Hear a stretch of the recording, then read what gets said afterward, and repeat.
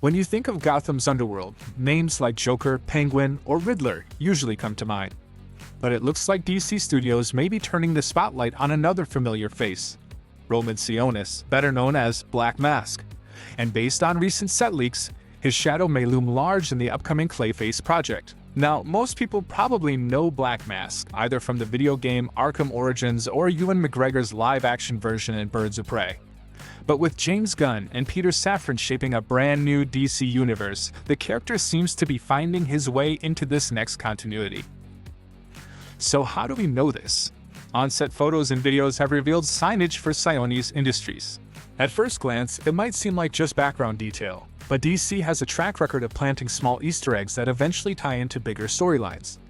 In this case, it's a pretty strong hint that Black Mask exists in this world, and could play a role in shaping the events of Clayface. That potential connection is what has fans buzzing. Could Sionis have a direct hand in Clayface's origin story? Maybe he funds some kind of experiment, or perhaps his criminal network collides with the rise of this monstrous new villain. While nothing's been officially confirmed, the idea of tying their stories together would give Clayface more depth and bring Black Mask back into the fold in a fresh way. For those unfamiliar, Clayface is one of Batman's more visually striking and tragic foes.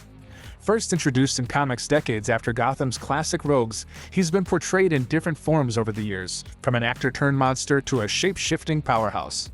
Despite being underused in movies, he's become a fan favorite thanks to his complexity, his horror-inspired abilities, and the emotional weight behind his transformations. Pairing him with someone like Black Mask, a ruthless crime boss known for his brutality and obsession with power, could create a layered story. One villain brings psychological grit, the other brings visual spectacle. It's a combination that broadens Gotham's criminal ecosystem beyond the usual suspects. And that seems to be DC Studios' larger plan here. By spotlighting villains outside the usual Joker-centric narrative, they're giving Gotham a lived-in feel, one where multiple power players exist at once. It's a move that not only diversifies Batman's rogues gallery but also lays down breadcrumbs for long-term storytelling. Even if Black Mask doesn't have a huge role in Clayface, the mere presence of Sionis Industries suggests seeds are being planted for future arcs. The fan reaction so far? Pretty positive. Many viewers are excited to see lesser-used characters like Black Mask and Clayface brought into the spotlight.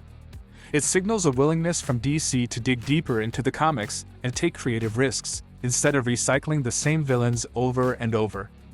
If this approach works, it could help the DCU stand apart from past versions of Gotham on screen. At the end of the day, these small details, like a sign for Sionis Industries, might seem minor, but they're exactly what makes fans start connecting the dots. Whether Black Mask ends up being a major player or just a carefully placed Easter egg, it's clear that DC is building towards something bigger.